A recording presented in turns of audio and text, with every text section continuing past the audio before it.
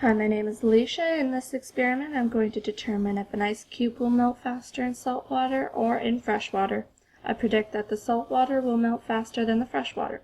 I see that the freshwater ice cube is smaller than the saltwater ice cube. They are both melting at a similar speed. Question: how does the density of an object affect its floating or sinking behavior in another fluid? I'm going to use the example of the Dead Sea. It contains so much salt water that your body floats due to the fact that the salt makes the water more dense than the human body. Question: using the physics concept of heat transfer, explain your results. Could your results be explained in any other way? The concept of heat transfer explains three principles: conduction, convection, and radiation.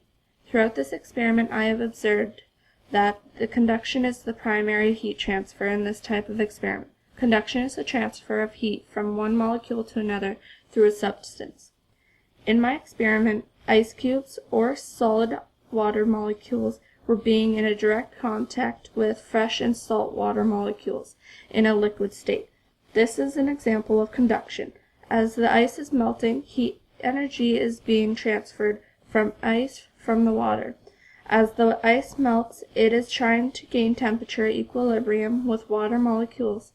Fresh water has a better ability to retain its heat energy and maintains its starting temperature longer. Salt water doesn't have the same capacity as fresh water and will not resist the temperature change as much as the fresh will. Therefore, the salt water can become colder and would melt ice lower. These results were conducted in my experiments.